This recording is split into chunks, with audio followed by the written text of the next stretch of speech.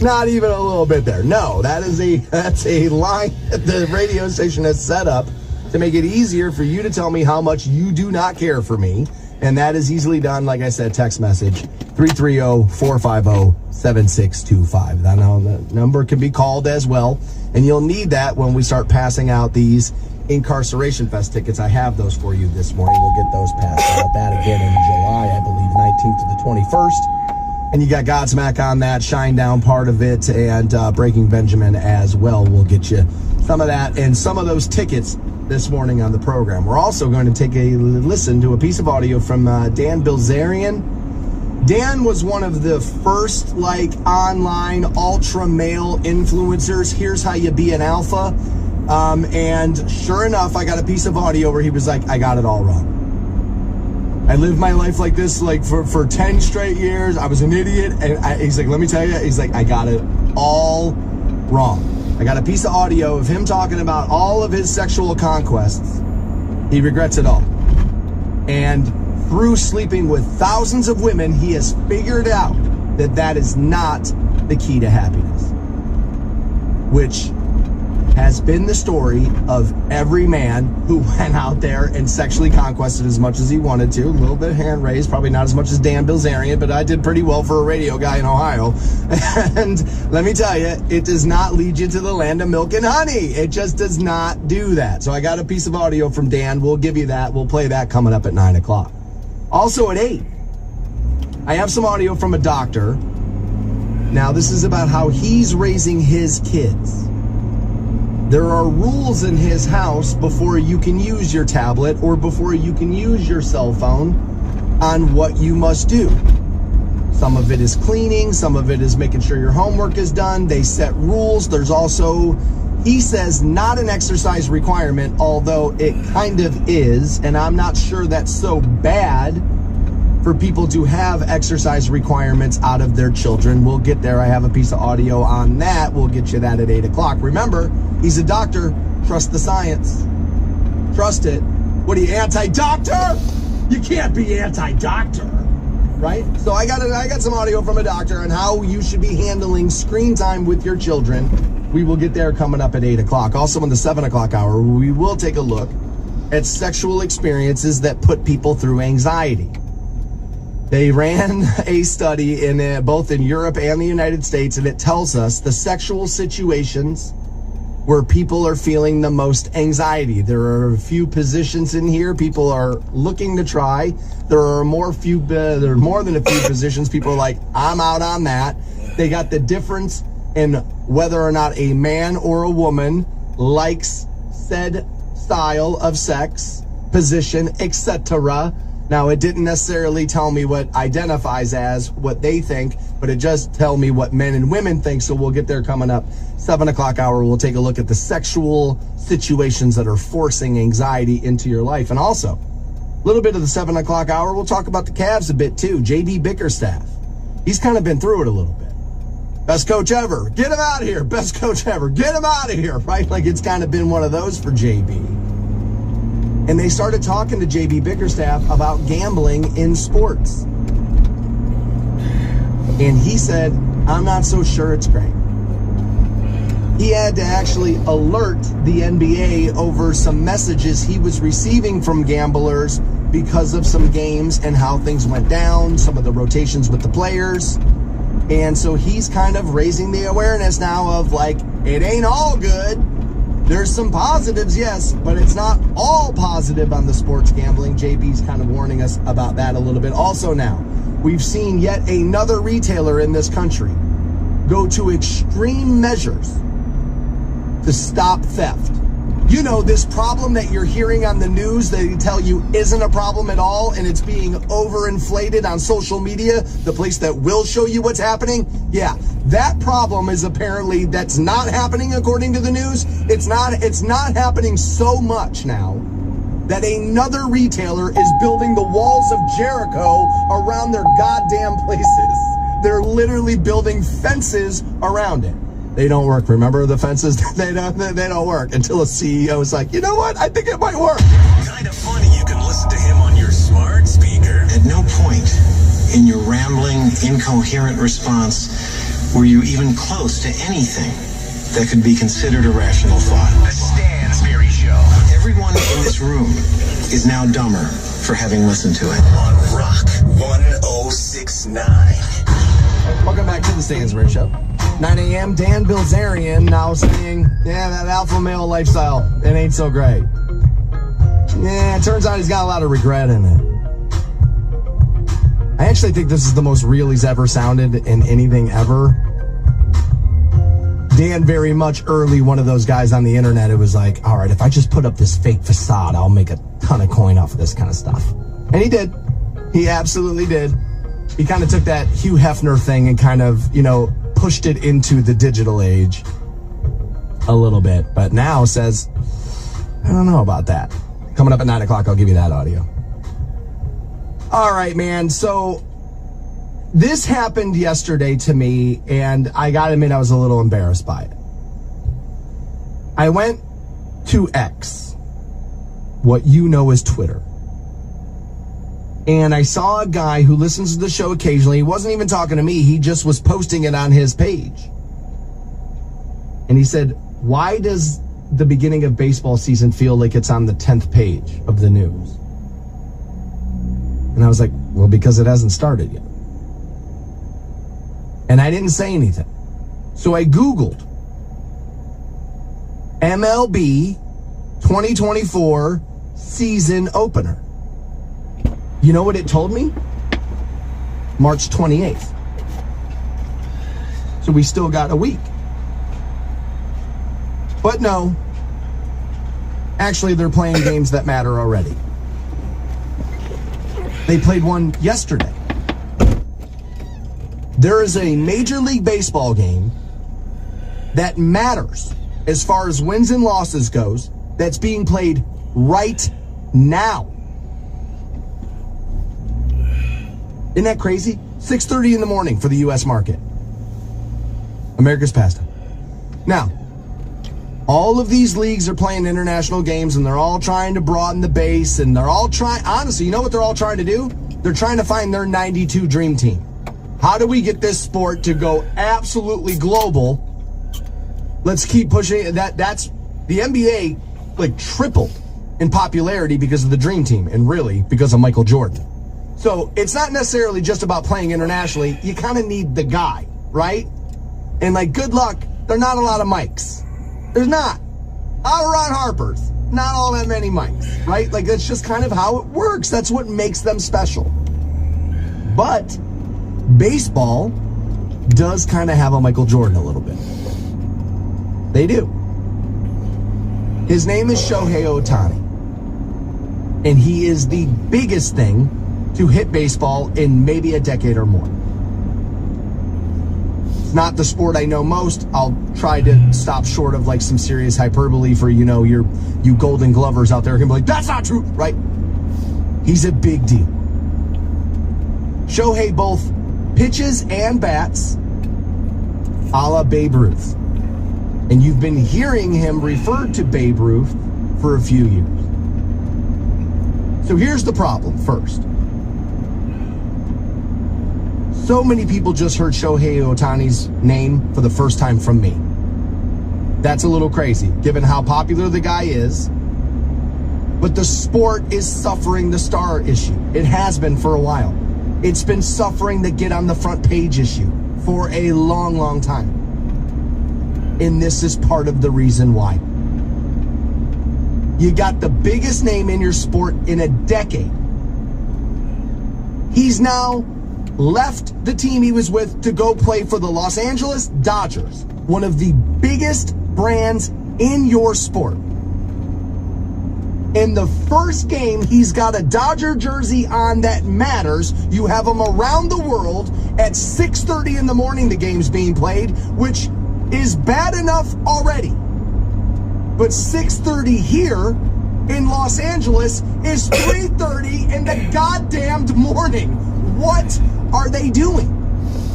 Somebody, for the love of God, tackle Rob Manfred.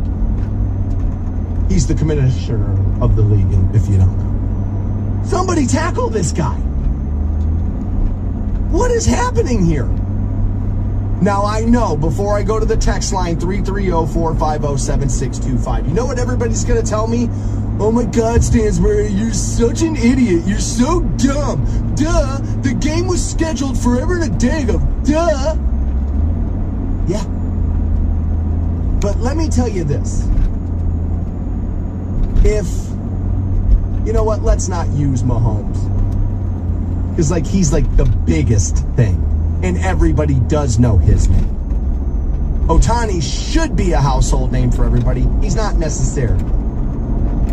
So, well, like Aaron Rodgers. There you go. Not necessarily the guy right now, but when he went to the Jets, it was like the biggest thing going. The Jets, not the Dodgers. If you took, screw it, let's make it Mahomes. If you take Patrick Mahomes, and you now tell everybody he's a Green Bay Packer, and that game was scheduled to be somewhere else, the NFL is going to flex that game out. Sorry, get ready for the Jacksonville Jaguars. Teams. What are they doing? The first time this man's in a Dodgers uniform when it matters, and it's 6:30 in the morning on the East Coast, 3:30 in the morning in his home market. Oh my God, dude. And that sport's looking around wondering what the problem is? You're never too old for a good morning kiss. The Stansbury Show. Rock 106.9. Welcome back to the Stansbury Show. We're at 8:45. You're winning your way into incarceration. That show in July. Ohio State Reformatory. I'm sorry. This headphone input jack is, I think, going bad in this board. And so sometimes my audio goes from in my headphones to out. And that's a confusing way to do this, if I'm honest. Sorry about that. Trying to see if I can just pull it halfway out. There we go. I think I can hear that now. So I will get you into incarceration. We will do that near the end of the 8 hour, 8:45. Breaking Benjamin part of that today. Pull out one of my favorite Breaking Ben songs. Get that played for you. We had been talking about Shohei Ohtani, baseball player. And it's because Major League Baseball, their season's underway already. Now, when I Googled the start of the season yesterday, it told me March 28th. But there was a game yesterday morning. They're playing right now. And I was talking about how I think this is a mistake. You got one of your biggest stars in the game in a long time. People thought it was going to be Mike Trout. And, like, he's just not necessarily that guy. Like, he's great, but he's not necessarily, like, face of the league kind of guy. It's just not his personality type, right? A lot of other teams wanted him. He didn't want to leave Anaheim. He kind of liked where he was. And, like, okay, fine, great. But, like, people kind of thought it was going to be him. It's like, I've told you, baseball and golf kind of have the same problem. It's like, they don't know how to switch up the sport to pull in the young viewer without pissing off the old one. And they don't really know how to support stars and push stars. Like, they just don't really get it. It's like they told you Rory was going to be Tiger, then they told you Jordan, and then they told you Justin, and they told you, like, and they're not going to be Tiger. Like, they're not. They're all really good, and I enjoy watching them, but they're not Tiger. It's like, they're just not. Right? And so Shohei Ohtani's playing for the Dodgers now. He had been with the Angels, ironically, with Mike Trout. It was like, you got to get me out of here. I got to go to a place where they're going to try to win more. And so he's now a Dodger. His first game was yesterday morning at 6 a.m. Or 3 o'clock in the morning if you want to talk about it as a Dodgers fan. And so we had been talking about that a little bit, and this came in off the text line. Stansbury, you're 100% right this time. You don't take the biggest star in your game and put them in a game nobody's going to watch. This person tells me, imagine in 2014, Braun comes back to Cleveland and the NBA told Cleveland fans, sorry, man, the game's in China, 2 a.m., wake up. You know what I mean? It's like, yeah, you're a little bit right. That would be craziness. I get international games. I get trying to grow the brand. I get all that. I understand all that. Like I said, I was like, what they're all trying to do with this stuff is create like little mini dream teams. Not necessarily an all-star team put together, but they're trying to export the star to other markets to be like, hey, look, man, we got some stuff going on. I get it. I get it. The 92 Olympics completely catapulted. That was Michael Jordan. It wasn't the Olympics. It was Michael Jordan that did that, right? I don't understand this. Well, the game was pre-scheduled. Right.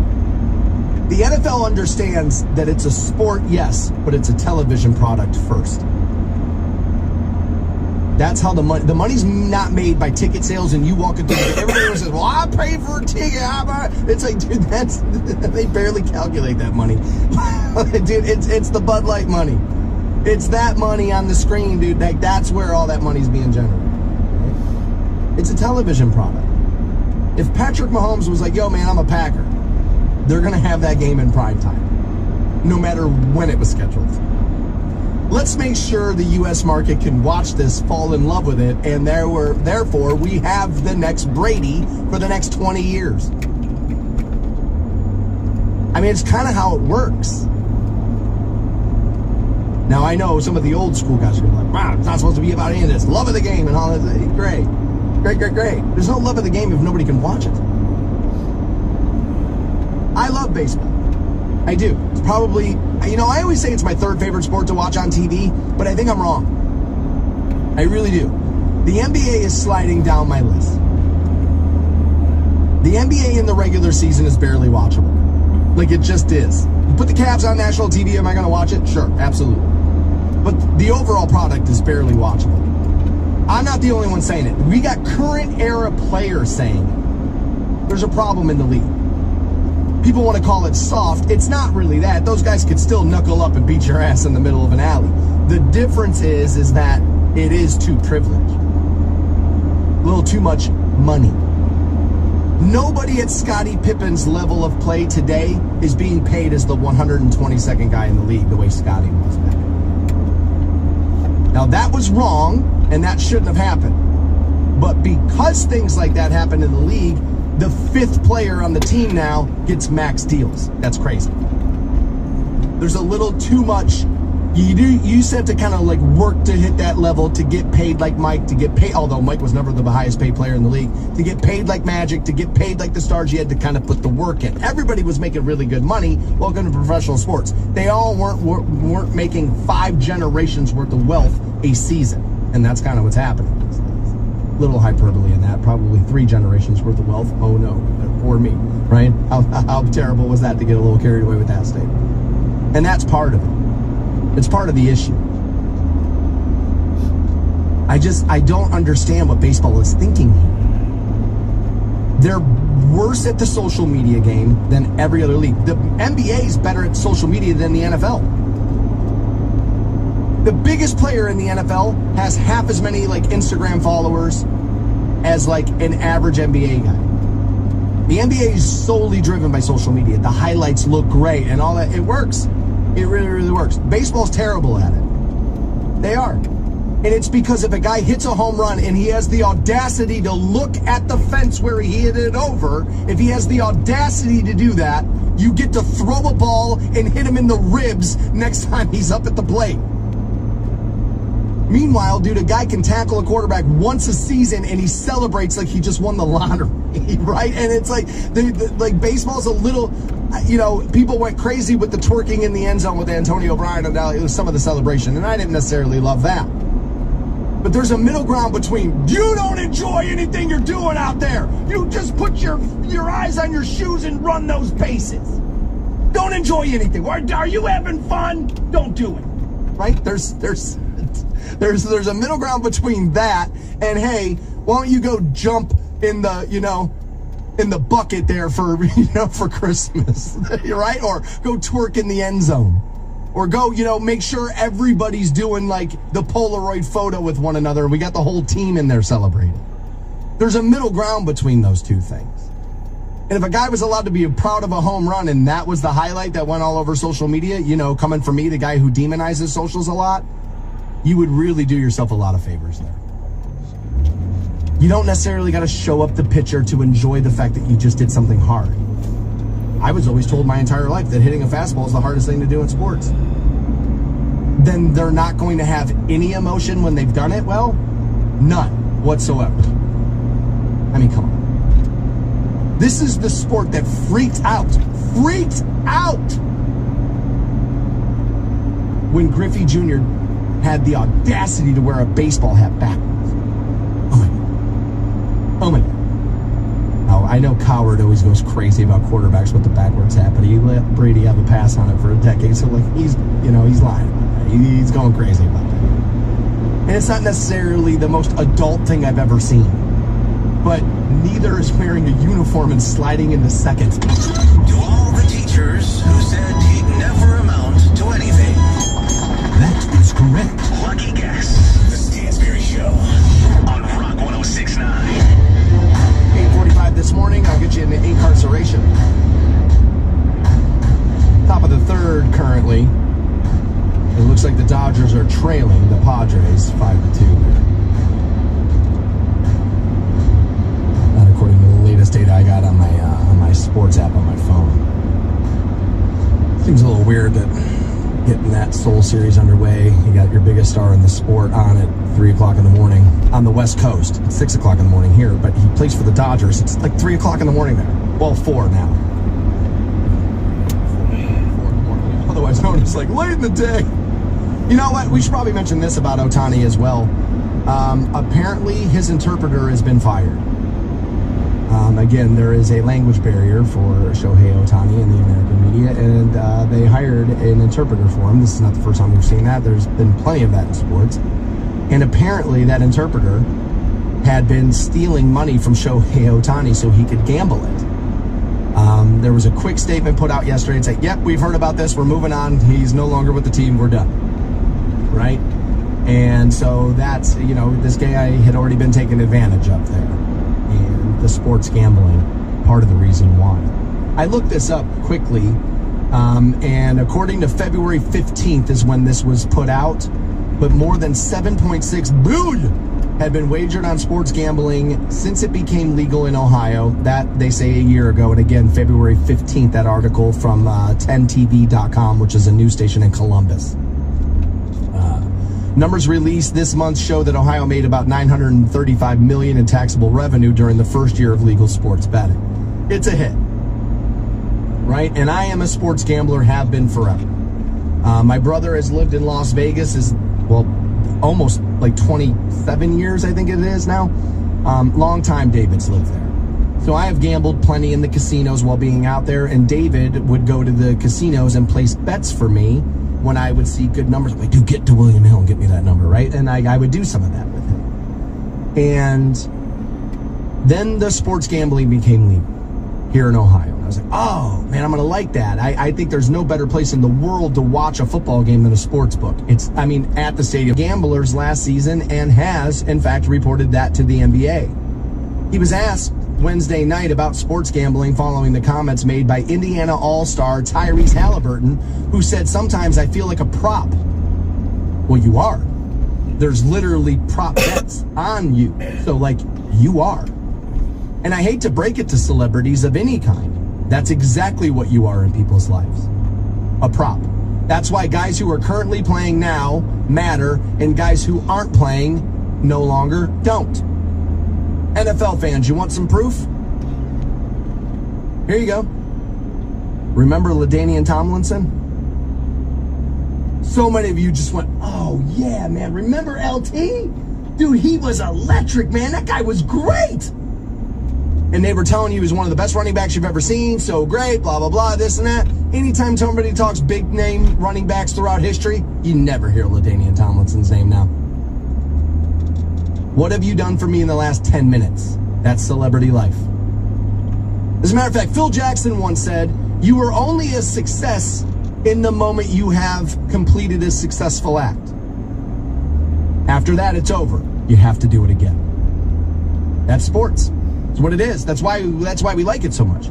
So I think Tyrese Halliburton is right. You are a prop. It may not be the best thing for you. It may not be the best thing to be thinking about yourself that way, but that's how the country sees you for sure. So JB Bickerstaff said this, quote, they got my telephone number and were sending me crazy messages about where I live and my kids and all that stuff. Quote, so it's a dangerous game and a fine line that we're walking for sure. JB had told security and then the gambler had been located. He said, quote, no charges, but they found him. This article goes on to say, again, AP, it says, with sports gambling growing in the U.S., Bickerstaff, who's in his 4th season with the Cavaliers, said his job has become more challenging.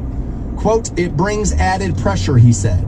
It brings a distraction to the game that can be difficult for players, coaches, referees, and everybody that's involved in it. And I think that we really have to be careful with how close we let it get to the game and the security of the people who were involved in it. Well, yeah, if people start losing money, their emotions are only going to get higher about some of the things they say and do. I have said before, I'll say it again. Boo hiss, you suck, fine.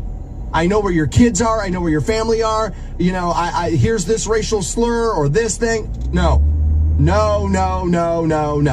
You're allowed to boo. You're allowed to talk about how they suck. You're allowed to tell me you think, as a matter of fact, you can tell me you think JB Bickerstaff should be fired. Most jobs in the country, people will tell you, mind your business. But, you know, I got the remote in my hand, so I decide. I don't like them. Get them all there. I went to one game in 10 years. I pay that salary. And so, like, that's how people feel. Like, you're allowed to do all of that. So let's stop short of the threats, please. Can we stop short of the racial slurs, please? Can we stop short of, like, bringing the wives and kids into it, please? Freedom of speech, buddy. Freedom of speech, buddy. Yeah. There's also, you have the freedom to be decent, too. You have that, too. You're allowed to do that.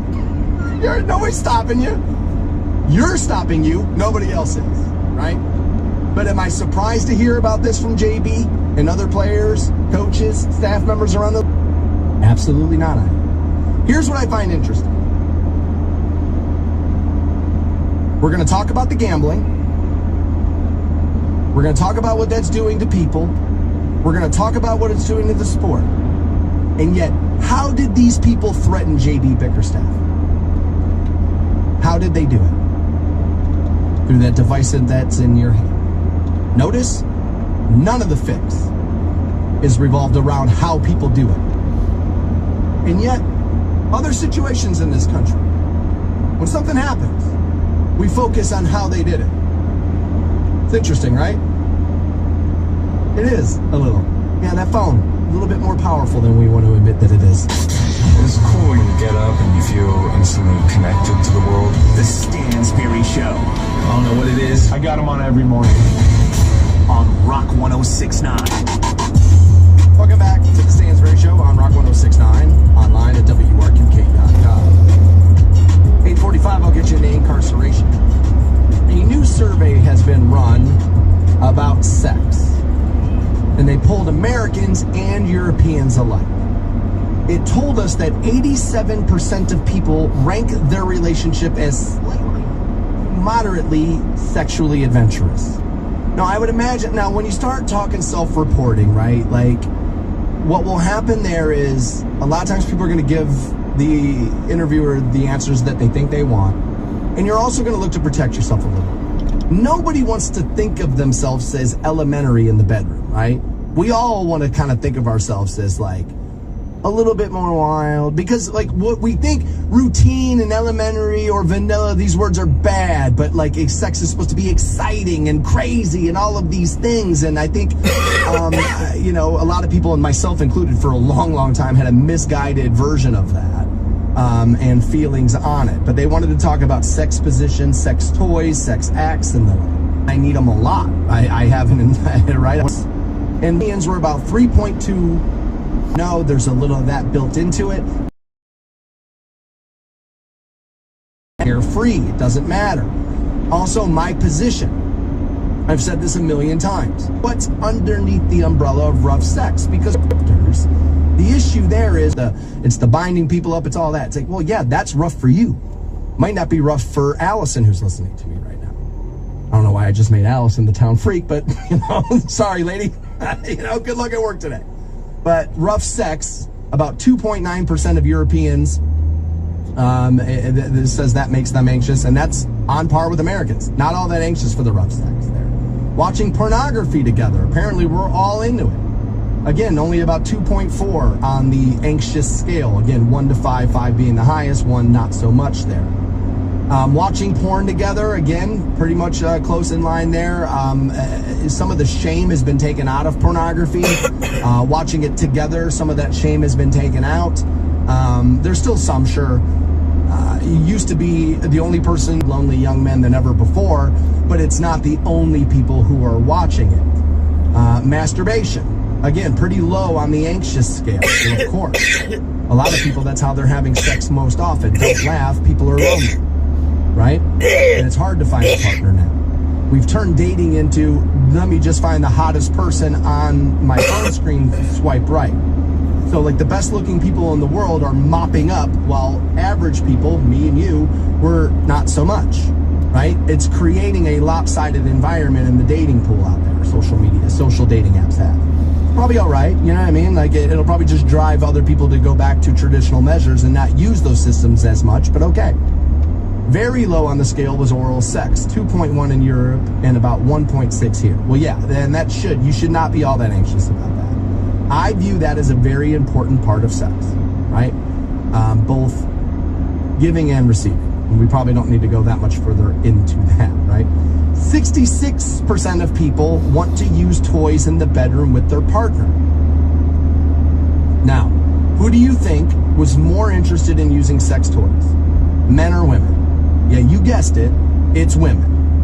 59% of women said, yeah, let's use the sex toy. Fragile ego, the big tough alphas. Yeah, they feel as if they're being replaced by younger, faster, and more solid equipment, is what they're seeing. But it's really crazy when you think about it. If you watch pornography, and apparently we all are, given by these numbers that I've seen here, you will see dudes with an absolute yardstick below the belt still using sex toys on a woman in that. Scary at first. It is. I gotta be honest with you. The first time we went sex toy shopping, I was like, I don't know if I love this. Right? I don't know. I've seen this movie. I know how dudes get replaced. Right? I know how this works. But in reality, we were just trying to find our way to happiness.